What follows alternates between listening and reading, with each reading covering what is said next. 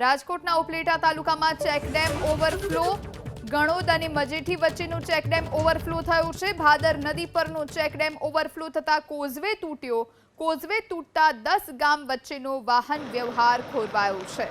Check dam તૂટવાની પરિસ્થિતિ કારણ કે ઉપરવાસમાં અતિ ભારે વરસાદ વરસ્યો। ઉપલેટા તાલુકામાં ચેકડેમ ઓવરફ્લો થયો। ગણોદ અને મજેઠી વચ્ચે આ ચેકડેમ છે જે ઓવરફ્લો થયો।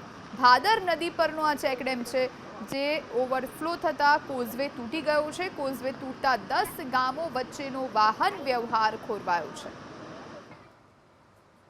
રાજકોટ જિલ્લાના ઉપલેટા પંથકની અંદર છેલ્લા 2 દિવસમાં મુસળધાર વરસાદ વરસ્યો, જેના કારણે ભાદર નદી 2 કાંઠે વહી રહી છે। ભાદર નદીમાં ગઈકાલે ઘોડાપૂર પણ આવ્યું હતું।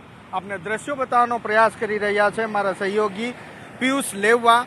આ નદી છે ભાદર નદી, ઉપલેટા તાલુકામાંથી વહેતી, અને આ જે ચેકડેમ આવેલો છે એ ચેકડેમ ગણોદ અને મજેઠી 2 ગામની વચ્ચે ભાદર નદી ઉપર બનેલો ચેકડેમ છે, જે અત્યારે પણ ઓવરફ્લો થઈ રહ્યો છે।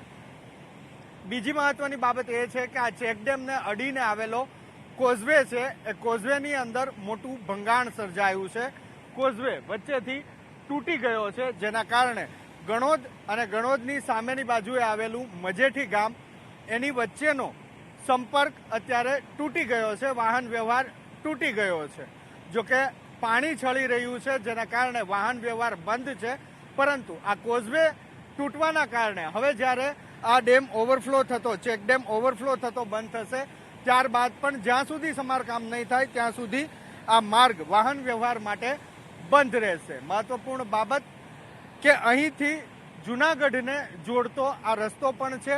અહીંથી લગભગ 10 થી 12 જેટલા ગામને જોડતો આ માર્ગ છે કે જે ગણોદથી થઈ મજેઠી, લાઠ ગામ વગેરે, છત્રાસા ગામ છે વગેરેને જોડતો આ માર્ગ છે, અને છેલ્લે માણાવદર થઈ અને જૂનાગઢ જતો આ માર્ગ છે।